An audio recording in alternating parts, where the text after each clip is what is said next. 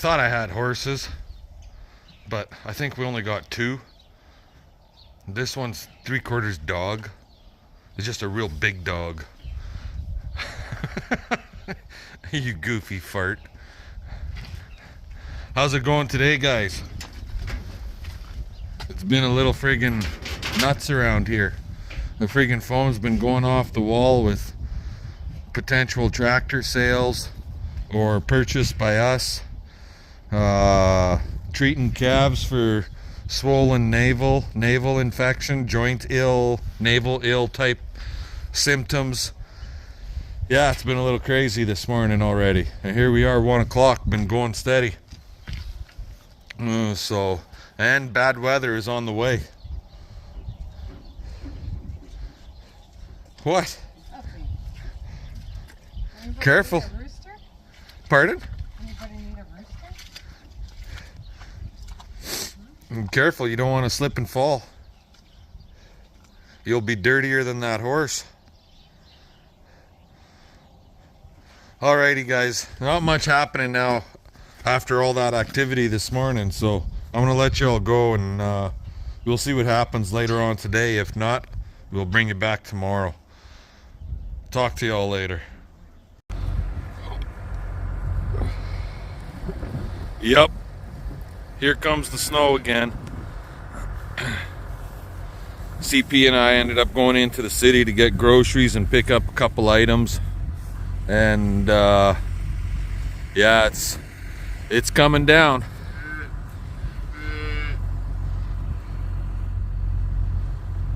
There, you can see it better when I blow it up a little bigger.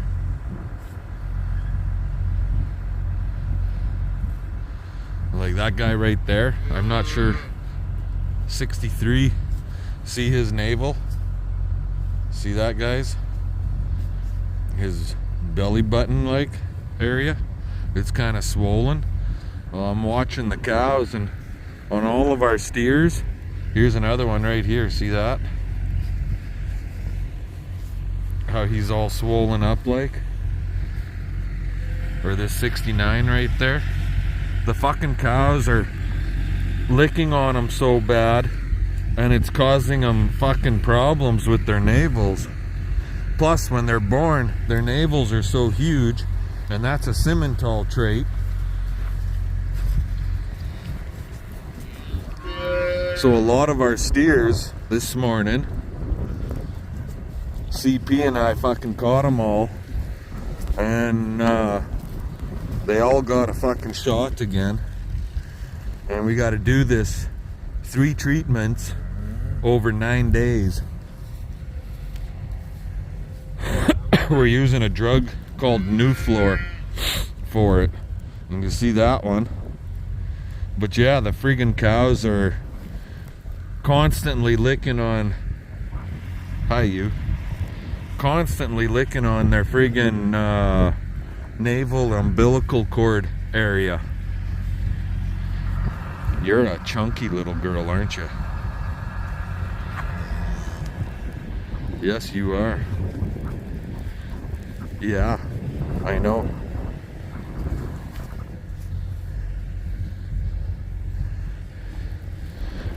But a majority of our calves right now, the yellow tags, which you see quite easily, are heifers. The blue tags are steers. All those calves along there, they're all steers. Every one of them. All the heifers were right here basically around me. We've got like 10 heifers, 11 heifers out of, and 20 some, 25, 26, something like that. Steers. There, back you up a little bit. And I don't know if you guys remember that diatomaceous earth that I put out. I gave them half a bag, and it's gone already. They gobbled her all up. So tomorrow I'll have to put more out. But they're doing good. Like this one, he was born earlier, so he's bigger, but they're all thick bodied, chunky friggin' calves. But yeah, this weather, we don't need this shit right now. And it's supposed to be like this starting tonight, straight through until Sunday morning or so. It is Thursday evening right now, like 7 o'clock.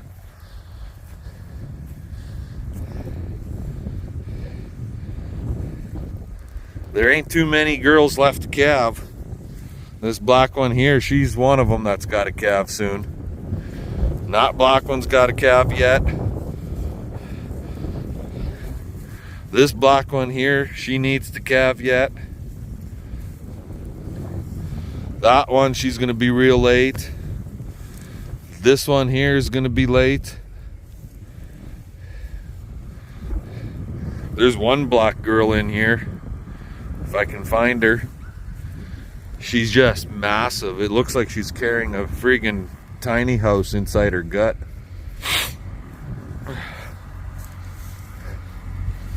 I don't know where she is right now, but she's a big, she's really wide, she's huge.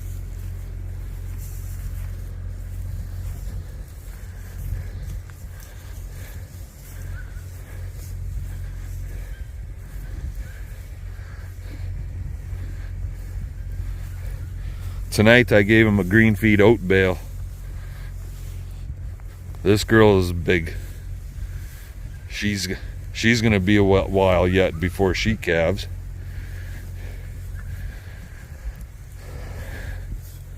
I don't know where that big black girl is.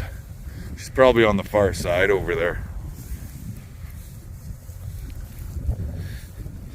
But the calves know what the friggin' shelter is all about, that's for sure.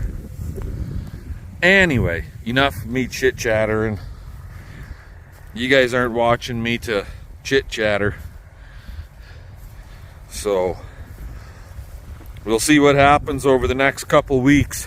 Hopefully we'll find a replacement for Little Red. Not sure what it's going to be yet. We went and looked at one today. It ain't going to be that. That was a Massey 6713 or something like that. It had the horsepower, but we feel it just wasn't long enough wheelbase or a wide enough wheelbase for when you're lifting them bales up onto a semi truck or into the tub grinder, that kind of stuff. We felt it was way too much, would be way too unstable. So right now we're talking with our local New Holland guys, and they just took a T6070, or no, sorry, not a 6070, a T7030. It's a 2010 actually. So literally the same friggin' tractor as this, only bigger, heavier, longer wheelbase, wider frame. Yeah, comes with a loader and just a bucket, but maybe I can work something out to have a grapple mounted on it. The price tag isn't too bad for the tractor itself, except it's got 8,800 hours on it, and for 78,000. Seems like a lot of money for a tractor with 8,800 hours. And after the issues we've had with this one, transmission, hydraulic pump,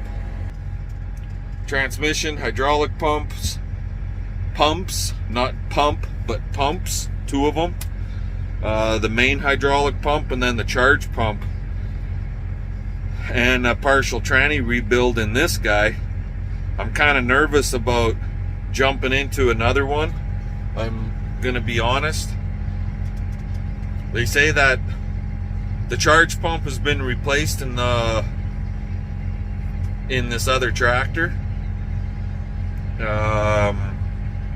And I'm pretty sure somebody had told me, I can't remember if it was the dealership or if it was the previous owner, that there was transmission work done on it. But the previous owner also bought this tractor used. Now, over the last 2 years that he's owned it, it's been a great tractor for him. No issues. They did some field work with it. They did some baling with it. But more than anything, they put it on their big bale processor, and it was bedding straw for like 1,200 cows.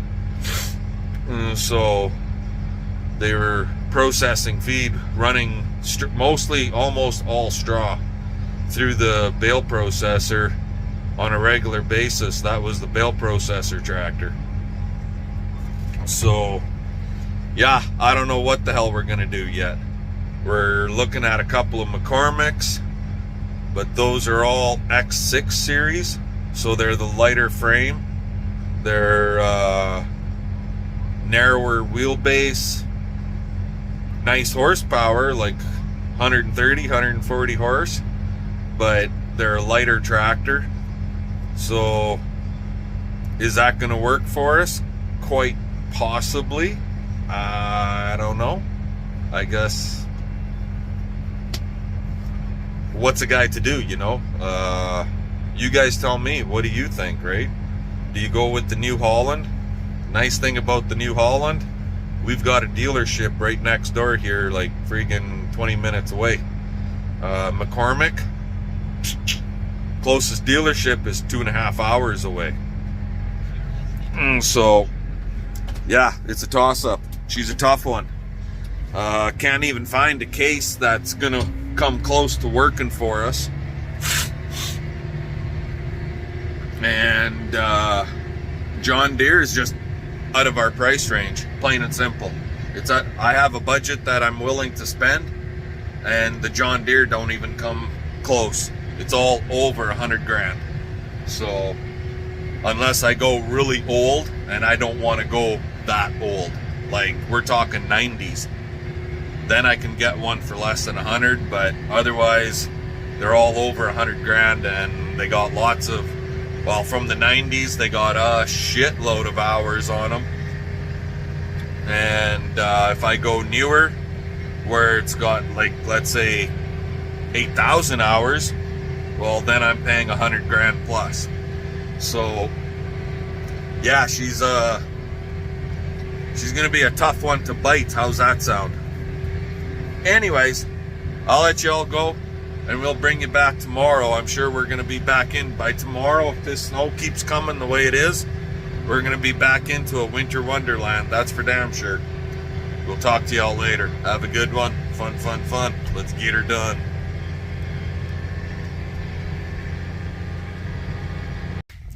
Nothing like going for a walk in the middle of the night to check on a cow that's doing nothing.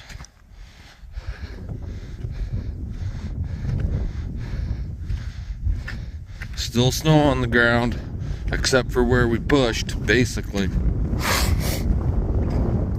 Calling for more this weekend. Ought to be interesting. And it's mucky and sloppy and wet and everything a person doesn't want when they're calving. Fun, fun, fun. Let's get her done. Later, guys.